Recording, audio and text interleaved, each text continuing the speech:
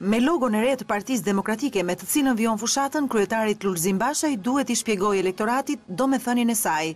Republika e re për Bashën është ndryshim sistemi dhe rregullash. Ndryshimi i parë sipas tij do të vijë në shtator me reformën kushtetuese që do të ndërmarrë me Ramën sipas marrëveshjes. Përpara demokratëve të Pogradecit, Basha premtoi se përveç deputetëve që mund të shkarkohen nga elektorati në mes të mandatit nëse nuk u përgjigjen halleve të tyre, të njëjtin fat do të ketë edhe kryeministri.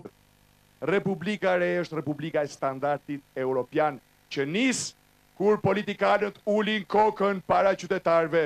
Çdo deputet që nuk mban premtimet, që nuk ju përfaqëson denjësisht, nuk do prisni 4 vjet, por mund ta shkarkoni në mes të mandatit. Kur kryeministri nuk mban fjalën, duhet prisni 4 vjet. Jo, kjo do të marr fund. Ju do të keni fijet e pushtetit në dorë. Ju do të keni dorë të zgjidhni dhe të shkarkoni.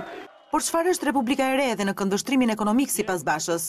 Taksa të ulta, stazhe për 10.000 të rinj, subvencione për fermerët, mbështetje për ata që hapin vende pune.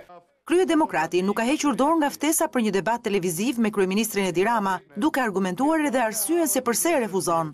Doni ju që të ketë një debat midis kryetarit të opozitës dhe kryeministrit apo jo? A duhet bëjë Edi Rama bilancin debat apo jo?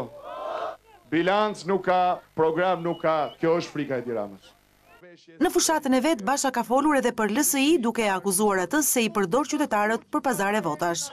Votat për LSI-n janë vota në gjol, mos e idhni votën në gjol, ktheuni në shtëpinë tuaj. Nuk do të ketë më pazar, nuk do të ketë më alish verishe. Do të bëjt mundur që këte tutje deputetët të zgjidhen drejt